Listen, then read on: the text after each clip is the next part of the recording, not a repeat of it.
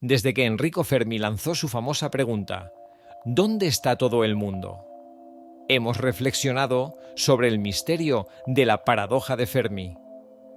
En una galaxia con miles de millones de planetas y miles de millones de años disponibles para que surjan civilizaciones tecnológicas, ¿por qué no vemos ninguna evidencia de que hayan existido antes que nosotros?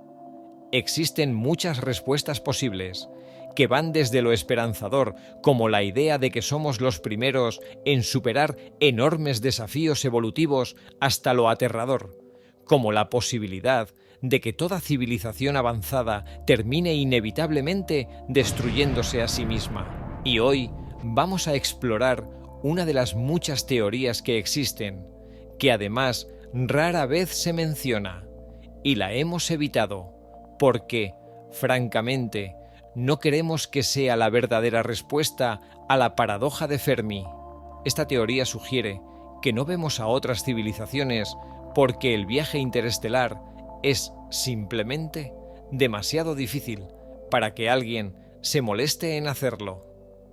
Civilizaciones tecnológicas como la nuestra pueden surgir, evolucionar y alcanzar niveles de desarrollo impresionantes. Algunas incluso podrían llegar mucho más lejos que nosotros.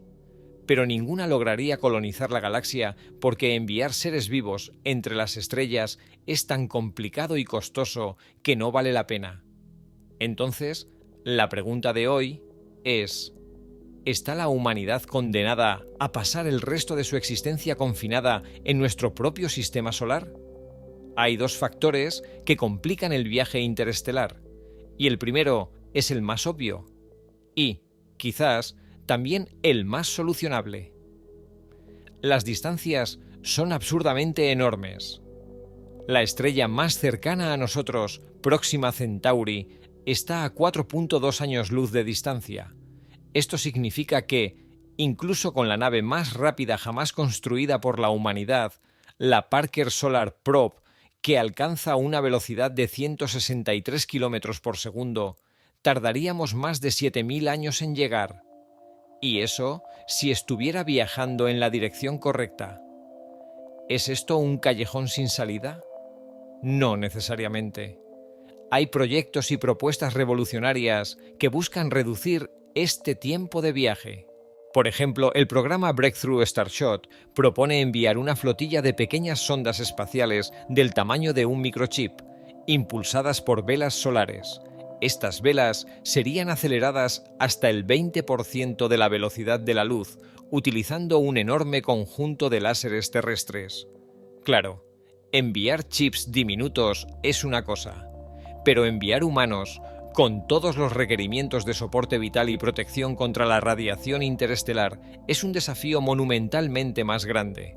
Sin embargo, hay propuestas de tecnologías avanzadas de propulsión que, al menos en teoría, podrían acelerar una nave espacial a una fracción considerable de la velocidad de la luz. Por ejemplo, velas solares realmente grandes, motores de fusión compactos o motores de antimateria. Algunos de estos avances podrían ser posibles en un futuro lejano, aunque ahora mismo sea impensable. Sin embargo, el tema de las distancias absurdas podría resolverse si no fuera por el segundo problema: el espacio interestelar quiere matarnos. El acrónimo oficial es ISM, o medio interestelar. El espacio entre las estrellas de nuestra galaxia está lejos de estar vacío. Está lleno de gas difuso y granos de polvo. Aunque estas partículas son bastante dispersas, a velocidades relativistas, cada molécula se convierte en una pequeña bala. Y eso ni siquiera toma en cuenta los rayos cósmicos, partículas que viajan lo suficientemente rápido como para matarnos por sí solas. Pero incluso si logramos blindar nuestra nave contra los impactos del medio interestelar y la radiación cósmica, aún queda un problema que podría ser aún más difícil de resolver: nosotros mismos. Los humanos no están diseñados para vivir en el espacio interestelar, ni física ni mentalmente. La microgravedad, que experimentamos incluso en misiones cortas, causa pérdida de densidad ósea, atrofia muscular y redistribución de fluidos en el cuerpo. En un viaje interestelar de décadas, estas condiciones podrían derivar en daños irreversibles, afectando a generaciones completas de tripulantes si la misión es de tipo generacional. Además, el aislamiento extremo y la monotonía del espacio serían pruebas difíciles para nuestra mente. Enfrentar décadas de encierro en un espacio reducido, sin posibilidad de escape o retorno inmediato, podría desencadenar ansiedad, depresión y conflictos entre los miembros de la tripulación. Estos problemas no solo pondrían en riesgo la misión, sino que también podrían amenazar la estabilidad de una civilización que intentara colonizar las estrellas. Y si hablamos de misiones generacionales, surgen nuevos desafíos. ¿Cómo garantizar la salud genética de las futuras generaciones en un ambiente cerrado, bombardeado por radiación? La reproducción misma podría volverse un riesgo en estas condiciones y las mutaciones genéticas podrían ser inevitables. Este es el principal obstáculo para nuestro futuro como una especie galáctica. Nuestro brillante futuro de expansión estelar depende de la respuesta a una pregunta muy sencilla. ¿Puede una nave lo suficientemente grande como para transportar seres humanos ser protegida adecuadamente de estas pequeñas partículas, sin agregar tanto peso que acelerar la nave se vuelva prácticamente imposible? Y si la respuesta es no, hemos resuelto la paradoja de Fermi de la manera más aburrida posible. La respuesta a la famosa pregunta de Enrico Fermi, ¿dónde está todo el mundo?, podría ser simplemente ¿todos se quedaron en casa? Para entender esto, vamos a diseñar la misión interestelar tripulada más plausible que podamos imaginar. Vamos a enviar una nave estelar a Próxima Centauri con el objetivo de llegar en una generación y, con suerte, mantener a la tripulación viva. Utilizaremos un sistema de propulsión que nos acelere hasta el 20% de la velocidad de la luz. ¿Hasta dónde llegamos antes de ser destruidos por los diminutos escombros espaciales? Bueno, a esta velocidad, un encuentro con un grano de polvo de solo 1 milímetro de ancho liberaría varios cientos de millones de julios de energía cinética. Eso vaporizaría nuestra nave al instante. Entonces, ¿no llegamos ni siquiera fuera de nuestro sistema solar? Bueno, tal vez no. Este tipo de micrometeoritos son relativamente comunes dentro del sistema solar, ya que son residuos de la formación del sistema planetario. La probabilidad de impacto es demasiado alta para ser aceptable. Afortunadamente, la abundancia de micrometeoritos disminuye drásticamente a medida que salimos del sistema solar.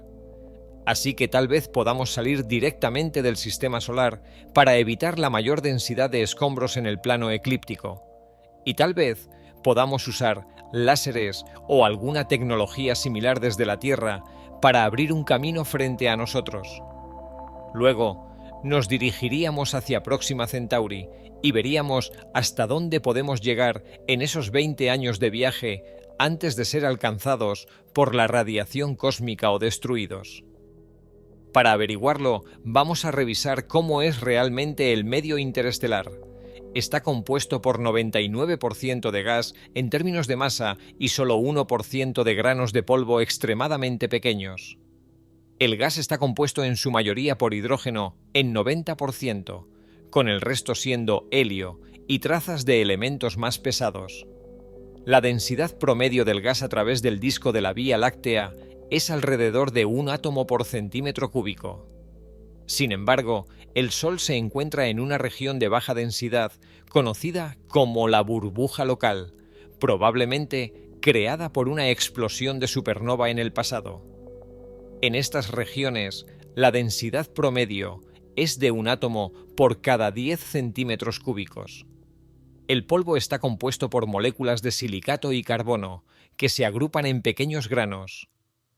Este material proviene de elementos pesados que se fusionan en los núcleos de estrellas masivas y se expulsan durante supernovas o en los vientos de estrellas gigantes. Estos elementos se encuentran, forman moléculas, y estas moléculas se agrupan en gránulos que luego se dispersan por todo el medio interestelar, La mayoría de estos granos tienen un tamaño que varía entre 1/10 y algunas décimas de micrómetro. Los granos más grandes son excesivamente raros fuera de los sistemas planetarios, tan raros que podemos prácticamente ignorar la posibilidad de que un solo grano destruya nuestra nave. Incluso los granos más pequeños son bastante dispersos, a una tasa de aproximadamente un grano por cada 100 metros cúbicos. Tanto el gas como el polvo son difusos, pero recuerda que estamos viajando 4 años luz. Eso significa que estamos garantizados a chocar con una gran cantidad de estos elementos. Ninguno de estos impactos va a destruir la nave, pero eso podría no ser tan relevante. Pensemos en un satélite o un meteoro entrando en la atmósfera terrestre.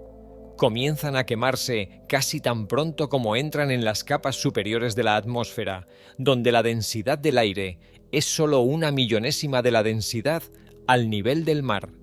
Esto ocurre porque estos objetos están viajando a velocidades que van desde varios kilómetros por segundo hasta varias decenas de kilómetros por segundo. Esa es la velocidad de impacto con cada molécula de aire, y por lo tanto, una gran cantidad de energía cinética se transfiere al objeto que cae, lo que usualmente lo destruye antes de que toque el suelo. El espacio interestelar es mucho menos denso que la atmósfera superior, aproximadamente un factor de 10 elevado a 16, pero nosotros estamos viajando alrededor de 10.000 veces más rápido que un satélite que reentra desde una órbita baja terrestre. Entonces, ¿qué tan rápido nos quemamos al 20% de la velocidad de la luz? La energía cinética depositada por cada partícula es igual a 1/2 multiplicado por la masa por la velocidad al cuadrado. Si tenemos en cuenta las densidades relativas, las masas y las velocidades de las partículas, el calor depositado sobre nuestra nave por el medio interestelar es alrededor de 1.000 millones de veces menor en comparación con la reentrada orbital. Esto sugiere que podríamos estar bien con un blindaje moderado y un sistema de disipación de calor. Pero hay otro problema. A estas velocidades, cada átomo o molécula impactante puede causar daño. En un artículo de 2016, Ziem Huang y sus colaboradores calcularon el daño causado por los impactos individuales de partículas.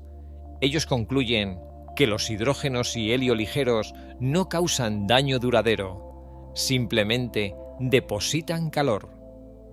Pero cada impacto de un elemento más pesado deja cicatrices permanentes, siendo el oxígeno y el hierro relativamente comunes los que causan la mayor parte del daño. Viajar a Alpha Centauri a esta velocidad resulta en la vaporización de la parte delantera de la nave, pero solo a una profundidad de unos medios milímetros aproximadamente. El daño causado por los impactos de polvo es similar, con una gran parte de la superficie delantera vaporizada o erosionada por pequeños cráteres de impacto, a una profundidad de aproximadamente 1 milímetro cada 4 años luz. Así que sí necesitamos un poco de blindaje, pero no uno excesivamente grueso, y solo en la parte delantera de la nave. De hecho, un simple parabrisas sería suficiente. Para minimizar el peso adicional, podríamos diseñar nuestra nave estelar de manera que sea lo más larga y estrecha posible.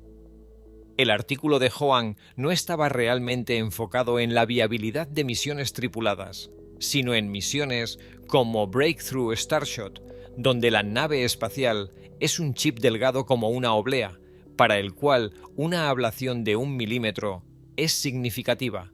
Resulta que, para misiones como las que podrían ocurrir en nuestras vidas, toda nuestra carga útil podría ser destruida por el gas sin al menos un poco de blindaje. Hasta ahora el viaje interestelar parece plausible, al menos en términos de que la nave pueda sobrevivir al viaje. Un blindaje moderado parece suficiente para las estrellas cercanas y la capacidad de reparar el blindaje podría permitirnos llegar a regiones más distantes de la galaxia. Existen opciones más avanzadas para mitigar los riesgos del impacto de partículas, como la desviación de granos mediante campos magnéticos o un blindaje móvil que se mueve frente a la nave. Parece que para comenzar nuestra aventura interestelar no necesitamos nada tan avanzado. Sin embargo, hay un peligro más sutil, uno que podría hacer que nuestra nave estelar llegue a su destino perfectamente intacta, pero con la tripulación muerta. Ese peligro es la radiación. Mientras que el casco de la nave puede detener elementos más pesados en menos de 1 milímetro, los átomos de hidrógeno pueden penetrar una orden de magnitud más profundo. Estos átomos se despojan de sus electrones, convirtiéndose en protones de alta energía. En otras palabras, se convierten en radiación. En un artículo de 2006, Oleg Semyonov calculó que la tripulación de una nave mal blindada que viaja a cualquier velocidad relativista estaría expuesta a niveles de radiación comparables a los del núcleo de un reactor nuclear. Es innecesario decir que esto es instantáneamente letal para cualquier organismo vivo. Un parabrisas de titanio de un par de centímetros de grosor debería ser suficiente protección contra esta radiación a 20% de la velocidad de la luz, al igual que un blindaje de agua de 1 metro de grosor. Tal vez la mejor opción porque, además, ya estarías llevando el agua. También se necesita una capa interior de plomo o material similar para bloquear la radiación secundaria. Si quieres viajar a velocidades cercanas a la de la luz, necesitarías hasta varios metros de titanio o decenas de metros de agua. A cualquier velocidad relativista, los paseos espaciales fuera de la nave son imposibles. Pero nada de esto ayuda contra el otro tipo de radiación, los rayos cósmicos. El espacio interestelar está inundado de partículas de alta energía, desde protones simples hasta núcleos de hierro masivos. Estas partículas son aceleradas en los monstruosos campos magnéticos de los agujeros negros, supernovas y de la propia galaxia. La dosis de radiación proveniente de los rayos cósmicos es más baja que la del gas interestelar, por lo que no es instantáneamente letal, pero aumenta significativamente el riesgo de cáncer durante nuestro viaje de 20 años. Sin embargo, es más difícil protegerse contra los rayos cósmicos porque impactan la nave desde todas las direcciones. Si logramos acelerar a 80 o 90% de la velocidad de la luz, la mayoría de los rayos cósmicos impactarán desde el frente, y ahí es donde tu parabrisas protegería la nave. Pero a velocidades más plausibles, la nave necesitaría blindaje en todas las superficies. Una capa de agua de 1 metro de grosor alrededor de toda la nave haría el truco, pero añadiría una masa prohibitiva, demasiada para acelerar a velocidades relativistas, al menos nuestra tecnología de propulsión estelar. Lo más probable es que las primeras generaciones de viajeros interestelares tendrán que aceptar los riesgos para la salud y esperar que el destino valga la pena. Para los viajes interestelares a distancias mayores a unos pocos años luz, el blindaje contra el medio interestelar, micrometeoritos y rayos cósmicos tendrá que ser más serio. Aunque pudiéramos superar los peligros del medio interestelar, aún tendríamos que resolver cómo mantener operativa una nave en un viaje tan largo. En décadas o siglos de misión, los sistemas críticos podrían fallar. Cada válvula, cada cable y cada motor sería sometido a un estrés constante, y cualquier reparación dependería completamente de la capacidad de la tripulación de improvisar con recursos limitados. Además, la nave necesitaría gestionar sus recursos esenciales, como agua, oxígeno y alimentos, en un ciclo cerrado perfecto. La más mínima pérdida en estos sistemas podría ser catastrófica. ¿Cómo manejaríamos los desechos generados? ¿Y qué pasaría si la biosfera artificial de la nave se desequilibra? Hasta ahora, nuestros experimentos en sistemas cerrados, como el Biosfera 2, han mostrado lo increíblemente frágiles que son estos entornos. Otro desafío crítico es el suministro de energía. Una nave interestelar requeriría cantidades inimaginables de energía para alcanzar velocidades relativistas y mantener operativos todos sus sistemas durante décadas. Reactores de fusión, velas solares masivas o incluso tecnologías aún más avanzadas serían imprescindibles. Pero la pregunta sigue siendo, ¿es sostenible? Incluso más allá de la tecnología está el costo económico. Construir y operar una nave interestelar no sería solo un desafío técnico, sino un esfuerzo que consumiría los recursos de toda una civilización. ¿Estaríamos dispuestos a sacrificar tanto por un viaje que podría no tener retorno? Quizás esta misma cuestión económica sea otra respuesta a la paradoja de Fermi. Tal vez otras civilizaciones simplemente no consideraron que valiera la pena intentarlo. Y aunque logremos resolver todos los problemas conocidos, ¿qué hay de los factores que simplemente no podemos prever? El universo es un lugar impredecible. Eventos cósmicos como explosiones de supernovas, llamaradas gamma o incluso nubes moleculares densas podrían desatar fuerzas destructivas capaces de aniquilar una misión interestelar en un instante. Además, existe la posibilidad de encontrarnos con fenómenos que aún desconocemos. Las leyes del universo que conocemos hoy podrían ser insuficientes para explicar lo que ocurre en los vastos vacíos interestelares. Tal vez, otros intentos de cruzar las estrellas terminaron enfrentándose a barreras naturales que no pudieron superar. Al final, todo se reduce a una pregunta más profunda. ¿Por qué querríamos hacer este viaje? ¿Qué impulsa a una civilización a arriesgarlo todo por alcanzar las estrellas? Tal vez no veamos señales de otras civilizaciones porque priorizaron resolver problemas internos, o porque encontraron formas de explorar el universo sin moverse físicamente. Sondas avanzadas, inteligencia artificial o incluso comunicación cuántica. Quizás el viaje interestelar no sea una necesidad universal, sino una obsesión humana. Y si decidimos intentarlo, podríamos ser una excepción en un cosmos lleno de civilizaciones que, como decía Fermi, simplemente se quedaron en casa.